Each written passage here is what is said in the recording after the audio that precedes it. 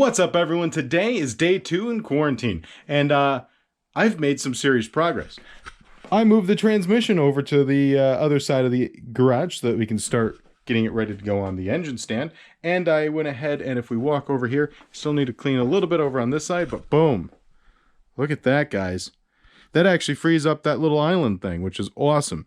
I did start taking apart the pressure plate for the R154 transmission. With any of you guys have ever worked on one of these things, they are a right pain in the neck. These are, well, this goes through from the other side. This is facing the wrong direction, but it goes up and through. Actually, no, it does go that direction. Okay. Yeah, no, it does go that direction, but it's retained by one of these little clips here. And that's the best way to try taking one of these apart. If you try taking it apart through the inspection window, the little 12mm bolts are going to give you a hell of a time because you can't really get a wrench on it. So after you get it and you're ready to, pull it all apart, you have this little pin, or clip that retains this pin. You pull that clip, push the little arbor, I don't know what you'd call that, the little pin. It's a pin. You pull that, push the pin out, and you get nice access to these two bolts. Otherwise, you are going to lose your mind. And actually, one of these things have been stripped. So that was my fault probably when I first put this together. You can see that this has just been sitting there. Now, there is oil inside there. There's really nice purple oil in there. I filled it up thinking I'd be able to use it, and I never did. So there's oil filled in that. But now we can go ahead, transfer it onto the stand, and start cleaning it up and get a nice coat of paint on it. We are going to want to go ahead and remove any bolt that we're not going to use or that we want to be able to put back on, so we can clean them, not paint them, but put them back on. I don't like bolts that are painted. Try to go back around on them later is just a pain in the neck. So I did notice that I am missing a couple bolts out of the top part of this, so we'll have to go ahead and replace those. Not a big deal, but we definitely want to get this nice and cleaned. And we don't want to get any debris in there while we're painting, cleaning, and all that fun stuff, so we're going to have to seal up the one hole in the top, which won't be a big deal. And other than that, let's go ahead and throw that on there, and then I'm going to take a quick lunch break. But guys, what do you think? Did I do a good job cleaning? We still need a little bit of work to be done, but this is night and day better. It gives me a lot more room to work. The workbench is now freed up again. I went ahead and completely saran wrapped after spraying it with some nice white lithium grease. I saran wrapped our crankshaft, making sure to make the reluctor wheel, so it's not laying on anything. So it's good right where it is for right this moment. Other than that, I want to go ahead and get that up there, take a quick little break, and eat my lunch. So yeah, let's go ahead and throw that on there.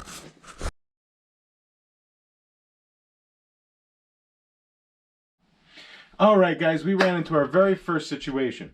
The situation is these bolts that I used to hold the 1UZ on the stand are a little too short, which means we have to go out to the hardware store. Or you always be prepared for that, and you keep different lengths of different size threaded rod. Now, obviously, this is way too long for this, but they normally come in, 4-foot lengths or whatever the heck this is, 5-foot lengths. Probably 5 foot. Anyways. So this is 3/8 threaded rod, which is perfect for this situation, but you could also get 1/2 inch, you can get 3/8, you can get all different sizes. Very easy to pick these up at Home Depot, very inexpensive for this situation, and you just need a box of nuts and some lock washers. So we'll go ahead, cut the lengths that we need so that we have a nice secure fit, and it's not gonna like break my knuckles, because I don't really like that. I already bleed enough trying to work on cars. I don't need to be my own worst enemy. So real quick, we'll get this done, put it up there, and then go ahead and take lunch.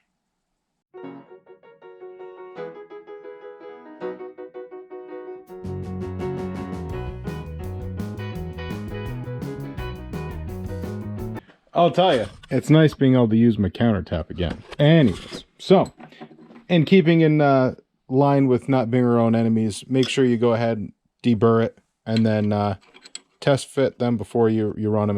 If they don't go through, keep working on it, and once they go through, hey, look at that. Oops.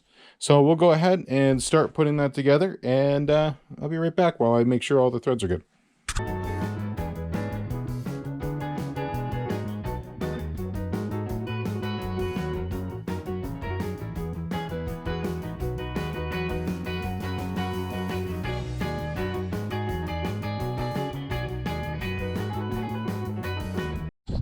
Okay, guys, we now have it on the stand. Transmissions are a lot lighter. Well, at least transmissions I normally work with are a lot lighter than engines.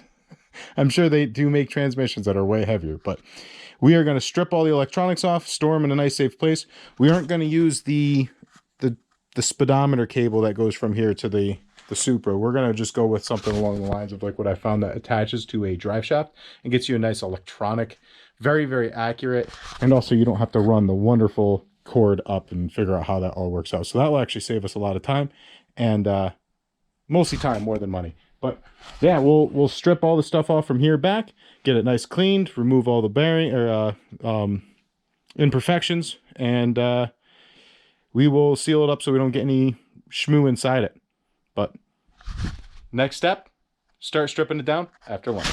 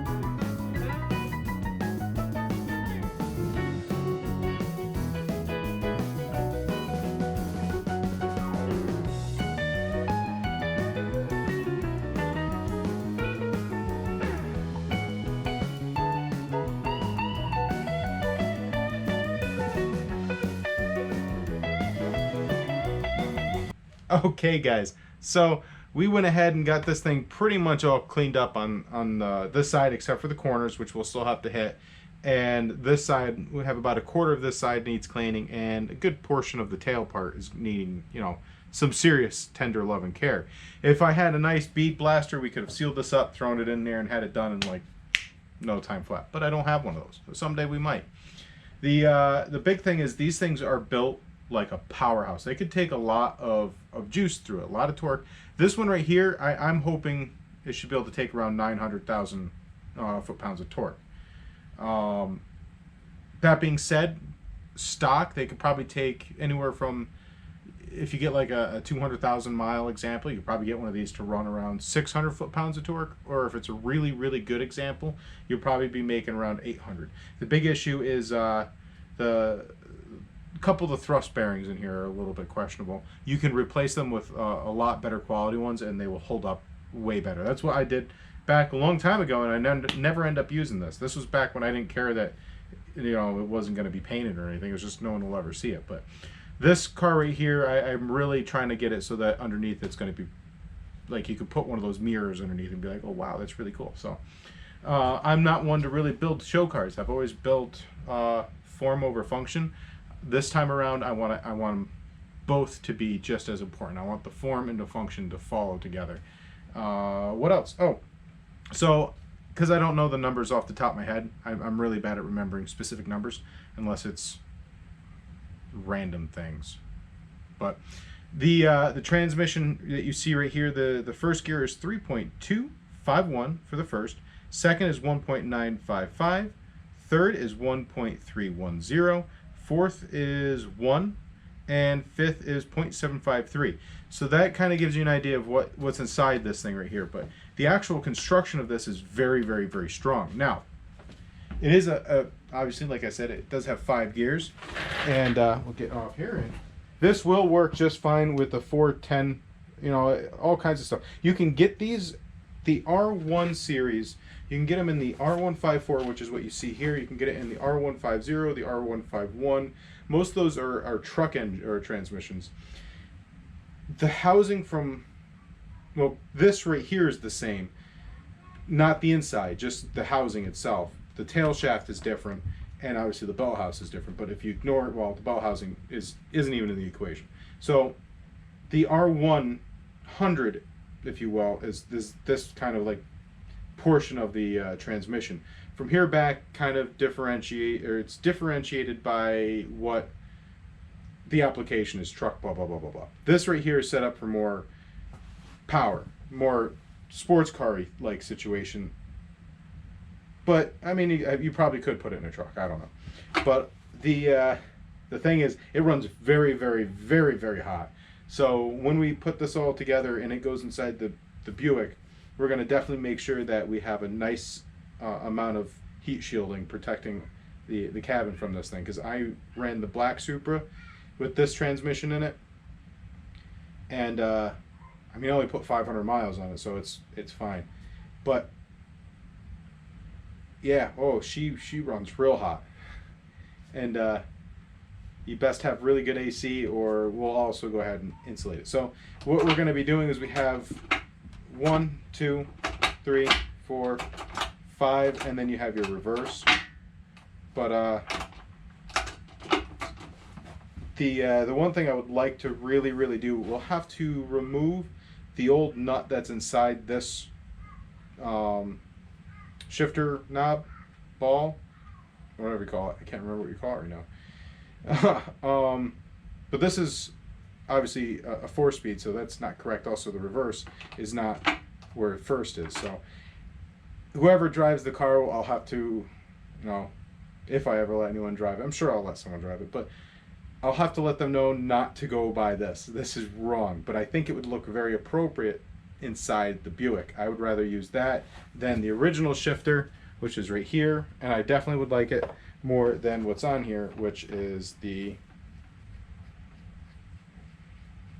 Which I was very disappointed with this one, actually. It's it'd be nice on a truck or something, but I wanted a nice TRD shifter knob.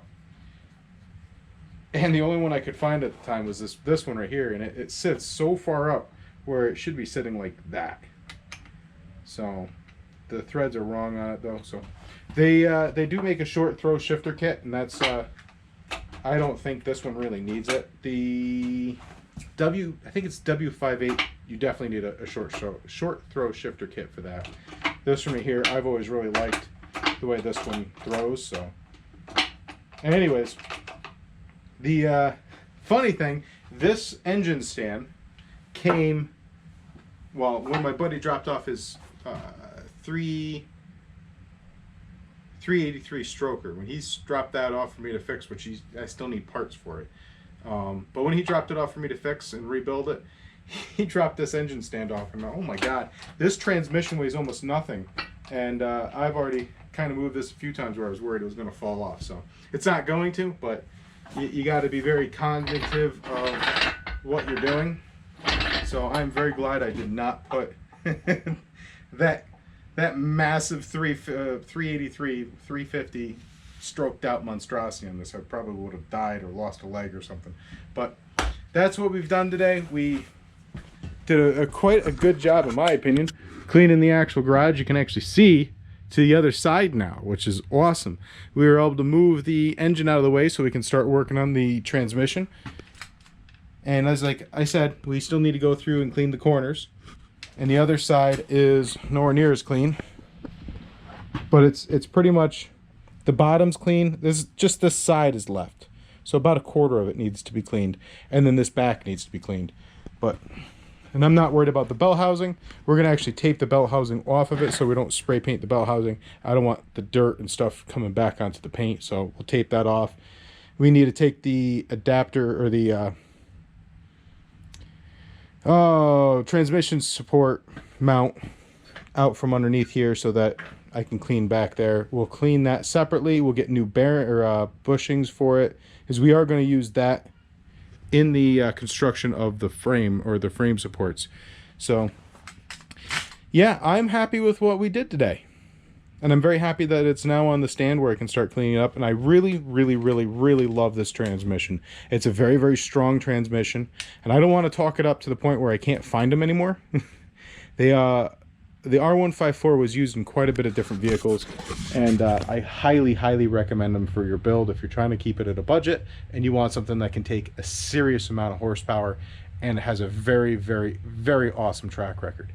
So yeah, if you're looking for a great transmission, what is it? The company I'm trying to reach out to maybe work out some form of a deal, even if it's just a few bucks off. I really don't know, but they are fantastic. They have a whole slew of adapters to be able to use this for all kinds of engines. Everything from the 1UZ to Nissan engines to Jeeps to Land Rovers to the LS to, you know, the 350, which obviously that's all the same, but they have it marked as truck transmission, but it's all the same. So this part right here, part that mounts to this bell housing, is all the same. So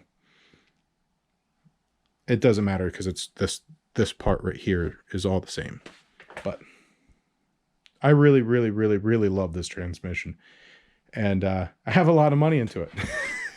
It'd be nice to actually put it in an application that could truly use it for all of its capabilities. So on that, guys, that is day 2. Tomorrow we will continue cleaning and making progress, including cleaning this up as well. But like cleaning, we have that corner over there. Not much I can do over there, but some of that should be cleaned up. We have this corner over here that needs to be cleaned up. Mostly just buckets of old parts and pieces that probably should just be thrown away. But yes, and someday this week I might go out and cut that tree finally out, but it's kind of nasty out. So, and this week I would like to figure out what's going on with the Mini Cooper.